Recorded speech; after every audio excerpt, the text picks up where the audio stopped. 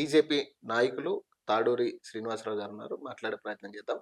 ఇటీవల జరుగుతున్న అంశాలు, అలాగే ఈ బీసీ ఉద్యమం కావచ్చు, ఎస్సీ ఉద్యమానికి సంబంధించి కావచ్చు, అసలు రాష్ట్ర ప్రభుత్వం పనితీరు విషయం కూడా డిస్కస్ చేసే ప్రయత్నం చేద్దాం. నమస్తే సార్. నమస్తే పవన్. ప్రధానంగా ఈ రాష్ట్ర ప్రభుత్వం వచ్చి సంవత్సరం దాటిపోయింది Yes, ఇప్పటికి. yes. మీకేమనిపిస్తుంది సార్? అంటే రాష్ట్రానికి ఏదైతే ఈ ప్రజలు కోరుకున్నారు, ప్రజా ప్రభుత్వాన్ని రకరకాల వీళ్ళు కూడా చెప్పింది అదే, ప్రజా ప్రభుత్వం వస్తుంది, ప్రజల పక్షాన ఉంటాం, భారీ గేట్లు తొలగిస్తున్నాం అని చెప్పారు. మీకేమనిపిస్తా ఉంది ఈ సంవత్సరం కాలంలో? ఇది రేవంత్ రెడ్డి సర్కస్ ఫీట్స్ చేస్తా ఉన్నాడు. అది ఎందుకు చేస్తా ఉన్నాడో అర్థం కావట్లేదు.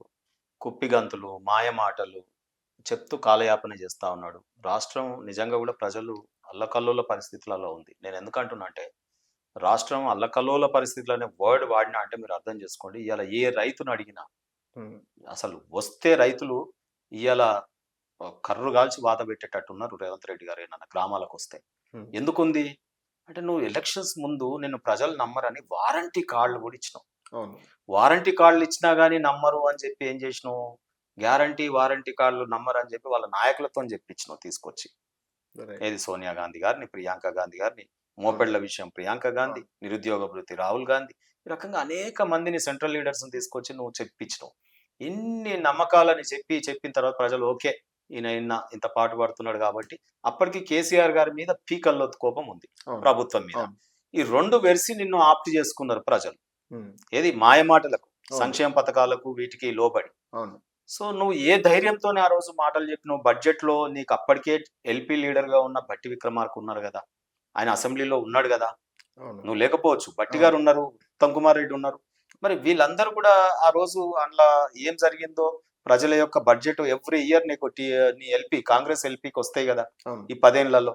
మరి ఆ బడ్జెట్ కాపీలు కానీ, కాగ్ రిపోర్ట్స్ ఉంటాయి కదా, కాగ్ రిపోర్ట్స్ కానీ, సో మిగతా జనరల్ నాలెడ్జ్ కానీ, ఇవన్నీ కలిపి నీకు ఎక్కడ ఖజానా ఎంత ఉంది, ఏమైంది, ఎన్ని అప్పులైనాయి, ఈ రాష్ట్రంలో రేపు మనం ఈ కార్యక్రమాలు తీసుకోగలుగుతామా, నువ్వు చెప్పినట్టు ఇవన్నీ చేయగలుగుతామా అనే బాధ్యత లేదా నీకు ప్రజల ముందుకు పోయేటప్పుడు?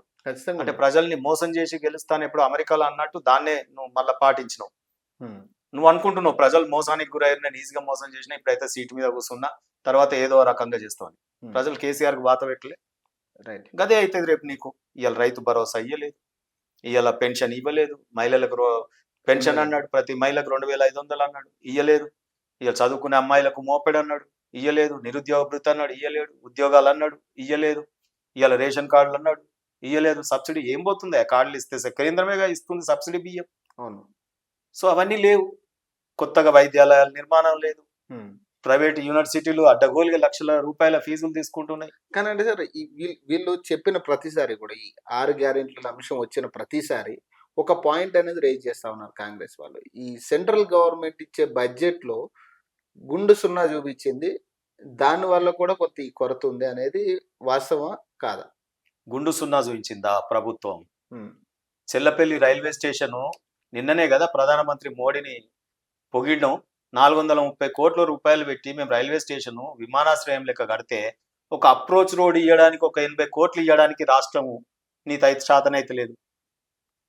ప్రజల అప్రోచ్ రోడ్ లేకుండా రేపు అక్కడ ఎంత ఇబ్బందులు పడతారు. మరి సికింద్రాబాద్ డెవలప్ అయింది, నాంపల్లి పోయి చూడు, కాచిగూడ రైల్వే స్టేషన్ ఒకసారి రైలు ఎక్కాయా, ప్రభుత్వంలో రాగానే నీకు అన్ని విమానాలు కనిపిస్తాయి, ఢిల్లీ పోనీకి మంచి లగ్జరీ కార్లు కనిపిస్తాయి. నువ్వు రైలు ఎక్కుతావు కదా. కేంద్రం ఏం చేసింది తెలంగాణకు? 40 రైల్వే స్టేషన్లు ఇవ్వాలా, 2.5-3 వేల కోట్ల రూపాయలు పెట్టి ఖర్చు పెట్టి కట్టినాం కదా విమానాశ్రయాలు ఆధునికంగా.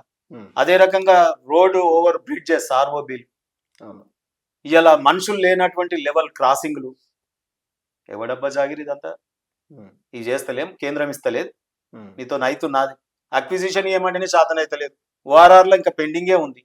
ఏది RRRలా కేంద్రం రెడీగా ఉంది బడ్జెట్. అరే సల్లకు ఏదో తోడైనట్టు ఎలా కుండెడు పాలు కేంద్రం ఇస్తుందండి, నీ దగ్గర ఒక చెంచడు పెరుగు తోడేద్దామంటే లేదు, ఆ సోయి కూడా లేదు. అప్పులు తెస్తున్నావు, ఆ అప్పుల కుప్ప రాష్ట్రంగా తయారు చేస్తున్నావు. ఏం కొత్తదనం ఉంది నీకు చెప్పు? ఆయన తిర్తివి, వాళ్ళ అప్పులు చేసే, నువ్వు అప్పులు చేసే, ప్రతి మనిషి మీద అప్పు పెరగబట్టే. ఇలా కేంద్రం ఎక్కడ చేయాలి? నీకు ఎక్కడ కేంద్రం చేస్తలేదు చెప్పు? ఇలా విమానాశ్రయాలు డెవలప్ చేస్తలేమా? నవోదయ పాఠశాలలు ఇస్తలేం? మా ఎంపీలు ఎంబడి పడి ఆడికి తెస్తలేరు. అగో నీకు దగ్గరనే ఉన్న ఇప్పుడు నువ్వు ఢిల్లీకి పోయి కేంద్ర మంత్రుల్ని కలుస్తా ఉంటావు.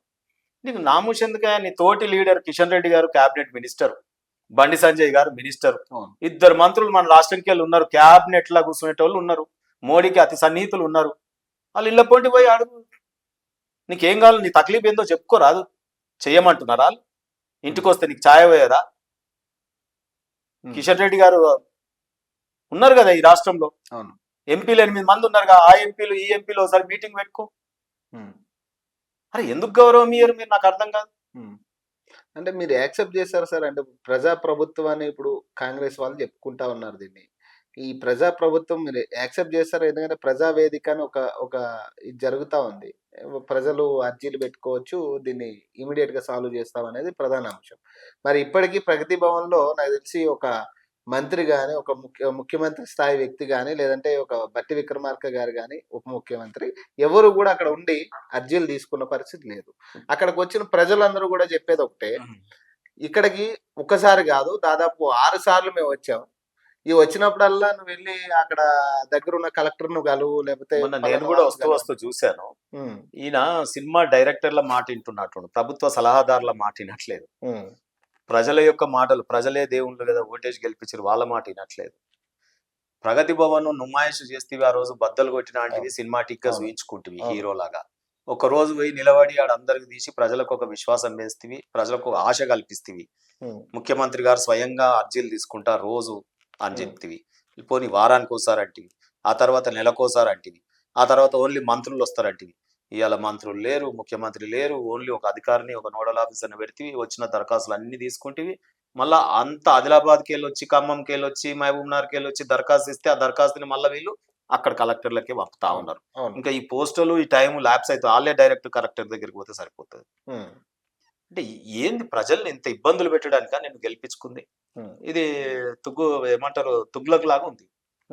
ఆదిలాబాద్ ఖమ్మం 100 కిలోమీటర్ల దూరంకి వెళ్ళి వచ్చి అర్జీ ఇస్తే మళ్ళీ అదే కలెక్టర్ కి నువ్వు దరఖాస్తు పంపితే ఇది ఏమైనట్టు? ఇది అంటే ఇదంతా ప్రజాపాలన అంటావు. ఎక్కడ ప్రజలతో తిరుగుతున్నావు చెప్పు? నువ్వు ప్రజలతో తిరుగుతున్నాడు ఆయన? నువ్వు ఎక్కడ ఉంటున్నావో తెలుస్తలేదు. అంటే ఢిల్లీకి పోవడం రావడం. నీకు ఢిల్లీ ఎన్నికలు అవుతున్నాయి, వాళ్ళు ఏమో పైసలు అడుగుతా ఉన్నారు, పైసలు ఏడికేళ్ళు పుట్టుబడి లేదు. అది నువ్వు కేటీఆర్ నన్న బ్లాక్ మెయిల్ చేస్తే కేసులలో అది ఇది అని చెప్పి వీళ్ళు వెనకకెళ్ళి పోయి మేనేజర్ రాహుల్ గాంధీని చేసుకుంటారు. మీరు ఇద్దరు కలిసి ఇక్కడ డ్రామా ప్రజల ముందు మీరేమో చేస్తున్నట్టు.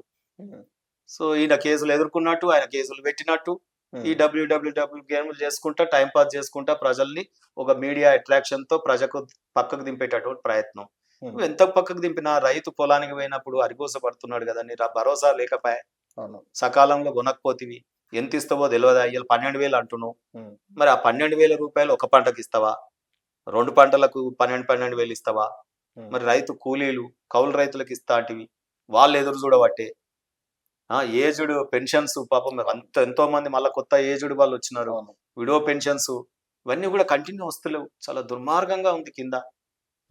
సో యూనివర్సిటీలన్నీ హాస్టళ్లలో పిల్లలు చచ్చిపోతారు, పిట్టలు రాళ్ళంటూ రాలుతా ఉన్నారు. ఇమీడియట్ అడ్రస్ ఫుడ్ పాయిజన్ అంశం మీరు చెప్పదలుచుకుంటా అంటే, ఈ ఫుడ్ పాయిజన్ అంశానికి సంబంధించి గతం నుంచి వీళ్ళు చెప్పేది, కాంగ్రెస్ వాళ్ళు చెప్పేది అంటే, గత ప్రభుత్వం నియమించిన వాళ్ళే ఇప్పటికీ స్టాఫ్ గా ఉన్నారు కాబట్టి మాకు సంబంధం లేదు, వాళ్ళు చేస్తున్న అవకతవకలు అయి ఉండొచ్చు అనేది మాకు ఇంకా క్లారిటీ లేదనేది వాళ్ళు చెప్తున్నారు. కానీ నిన్న కూడా ఫుడ్ పాయిజన్ అంశంలో దాదాపు 30 మంది పిల్లలు ఇంకా హాస్పిటలైజ్ అవుతానే ఉన్నారు. దాదాపు ప్రతిరోజు జరుగుతానే ఉంది దీనికి సంబంధించి. మరి ఏం సార్ అంటే ఎందుకు దాన్ని అరికట్టలేకపోతున్నారు? అంటే బీజేపీ స్టాండ్ ఎందుకు తీసుకోలేకపోతుంది దానికి సంబంధించి? మేము ఎందుకు తీసుకుంటలేమండి? పోరాడుతూనే ఉన్నాం కదా. కన్న పేగు ప్రేమ. మేము సంక్షేమ భవన్ పోతే మమ్మల్ని తీసి లారీలలో ఎత్తేసి పోలీస్ స్టేషన్లలో పెట్టిరి. సంక్షేమ భవన్ కాడ పిల్లలు చనిపోతున్నారు హాస్టళ్లలో అని అందరం ధర్నా చేయడానికి పోతే అసలు ఏదో నేరం చేసినట్టు, ఎమర్జెన్సీ పీరియడ్ ఉన్నట్టు గల్లీలల్లో పార్కులలో కూడా మేము ధర్నా చేయడానికి పోతే ఒక రోజు ముందే మా బీసీ నాయకులు అందరూ కూడా అక్కడ సంక్షేమ భవన్ కాడికి పోయారు. ఈ హాస్టళ్లలో ఇట్లా అవుతుందని చేసి ఒక్కొక్కరిని తీసి నువ్వు జైళ్ళల్లో పెట్టేస్తే. సో కానీ పిల్లలు చచ్చిపోతున్నారు కదా. కన్న పేగు ప్రేమ. ఇప్పుడు ఒక ధనవంతుడి ఇంట్లో బిడ్డ మీద ఎంత ప్రేమ ఉంటుందో, ఒక పూరి గుడిసెలో ఉన్న తల్లిదండ్రులకు తన బిడ్డ మీద అంతే ప్రేమ ఉంటది, ఇంకెక్కువ ఉంటది. ఎందుకంటే ఒకే దగ్గర పడుకుంటారు, ఒకే దగ్గర తింటారు, కష్టాలలోంచి ప్రేమలు ఎక్కువ ఉంటాయి. కన్న పేను ప్రేమ. నీ దగ్గర డబ్బులు ఉండి నువ్వు ఇంకెక్కడో ఏమంటారు వాళ్ళని పెట్టి ఇస్తా ఉంటారు పిల్లల్ని కనగానే వీళ్ళ కాక ధనవంతులేదు, కానీ లేని ప్రేమ ఎక్కువ ఉంటది. సో ఇవాళ హాస్టళ్లలో ఈ రకంగా ఎక్కడన్నా ఇంత రాష్ట్రం, గొప్ప రాష్ట్రంలో పాములు గరిచి చచ్చిపోతారండి. విషపు అన్నం తిని చచ్చిపోయారంటే ఎంత ఘోరం. ఫుడ్ అవును. అడల్టరేషన్ యాక్ట్ ఏది? అవును. హోటళ్లలో కూడా ఫుడ్ అడల్టరేషన్ కేసులు. అవును. ఇప్పటికి కూడా మీకు ఒక ఉదాహరణ చెప్తా. మీరు అన్నారు కేంద్రం సహకరించట్లేదని. ఉద్యానవన శాఖకి మేము ఆ రోజు 48 కోట్లో, 80 కోట్లో పంపిర్రు. అవును. Subject to correction. అవును. రాష్ట్ర ప్రభుత్వం మ్యాచ్యూరిటీ ఇయ్యమంటే 5, 10 కోట్లు గాని, స్థలం గాని, బిల్డింగ్ గాని ఇయ్యమంటే ఇయ్యలేదు. ఇవాళ హ్మ్. పూణేకి పోతున్నాం ఫుడ్ అడల్టరేషన్ కేసులు. ఇవాళ ఉత్తరప్రదేశ్‌కి పంపుతున్నాం, మైసూర్‌కి పంపుతున్నాం ల్యాబ్. ఇవాళ మన దగ్గరనే ల్యాబ్ వస్తే ఇవాళ ఎంత బాగుండేదండి. అవును. ఈ ఫుడ్ అడల్టరేషన్ హోటళ్లల్లో కూడా తిని పాలు తాగుదామంటే పసిపిల్లలు అవును. ఇండ్లల్లో పాలకి హార్మోనియల్ ఇంజెక్షన్స్. అవును. మీరే పట్టుకుంటుర్రు కదా! మరి గింత చలనం లేదా? ఇంత థిక్ స్కిన్ అయిందేంది? మందమైపోయింది తోలు కాంగ్రెస్ నాయకులకి, ప్రభుత్వానికి. హ్మ్. చెవులు ఇనబడతలేదు, సీసం పోసుకున్నారు. ఇగ కళ్ళు కనిపిస్తలేవు. ఫస్ట్‌లోనేమో ఈ ఫుడ్ పాయిజన్ కేసెస్‌కి సంబంధించి సీతక్క గారు కొంతమంది మాట్లాడుతూ, ఏదో బయట లేస్ ప్యాకెట్లు తిన్నారు, లేదంటే బయట ఏదో తిన్నారని అప్పుడు అయితే మాట్లాడడం నువ్వు జరిగింది. కేసులు పెట్టవా? అదే నాయకులు మళ్ళీ ఎళ్లి కోమటిరెడ్డి వెంకటరెడ్డి వీళ్ళందరూ గూడా వెళ్లి లేదు లేదు ఇక్కడ ఖచ్చితంగా జరుగుతానే ఉంది. ఇక్కడ ఫుడ్ పాయిజన్ అవుతానే ఉందని వాళ్ళు చెప్తా ఉన్నారు. అంటే ఏంటండి ఈ పొంతన లేని మాటలనేది అదే ఇప్పుడు అంటే వాళ్ళ పార్టీలో ఉన్నటువంటి లుకలుకలని ప్రజలు పసిపిల్లల ప్రాణాల మీద రాజకీయాలేంటండి? కోమటిరెడ్డి గారు వారి మీద కోపమని ఈయన స్టేట్‌మెంటు. హ్మ్. సీతక్క గారు రేవంత్ రెడ్డిని కాపాడడానికి ఆమె ఒక స్టేట్‌మెంటు. హ్మ్. మీరు బాధ్యత పిల్లలను చూసి కూడా అక్కడ కూడా రాజకీయాలా? సావుల మీద హ్మ్. పిట్టలు రాలిపోయినట్టు రాలిపోతున్నారు. హ్మ్. ఇట్ ఈస్ వెరీ షేమ్ గదా! మన బాలికలు అవును. హాస్టల్‌లో మొన్న జరిగినటువంటిది అవును. సంఘటన. అవును. సో నేనేమంటున్నా అంటే ఈ ఫుడ్ అడల్టరేషన్ కూడా కావచ్చు. సరే చిప్స్ తినే చచ్చిపోయారు. అయితే కేసులు పెట్టవా? హ్మ్. మళ్ళా రాకుండా జరగకుండా చూడవా? హ్మ్. ఇస్తారండి. తప్పకుండా పిల్లల్ని గురుకుల్లో ఉన్నప్పుడు తల్లిదండ్రులు ఏదన్నా సండేనో ఎప్పుడో పోయి ఏదన్నా ఇస్తారనుకో. ఏదైనా జరిగితే మరి అమ్మిన మ్యానుఫ్యాక్చరర్ మీద కేసులు పెట్టవా? అవును. నీకు దమ్ముంటే కాటే దానిలో కాలు పెట్టు. అన్ని పరిశ్రమలు అవే గదా! రైట్. ఆయిల్ అదే, డాల్డా అదే, లేకపోతే అన్నీ కలుషితమే గదా! ఇయాల కారం పొడి తింటే అవును. అది చెక్క పొడి తింటున్నాం. అవును. పాలల్లో కల్తీ, స్వీట్‌లో కల్తీ, బిర్యానీలో కల్తీ, జిల్ల పురుగులు, బల్లులు, పాములు గిదా అండి రాష్ట్రంలో? ప్రభుత్వం చేయొద్దా ఇవన్నీ? అవును. పట్టించుకోవద్దా? అవును. నువ్వు తినంగానే పంచపరమాన్నం తినంగానే అయిపోయేనా? హ్మ్. పర్సనల్ ఇంటర్వ్యూలలో చెప్తావు ఏం తింటావంటే నేను గిది తింటా అని చెప్తావు. మరి అంతే తిండి ప్రజలు తింటుర్రా లేదా? ఒక రాజుగా ఆలోచించాలి గదా!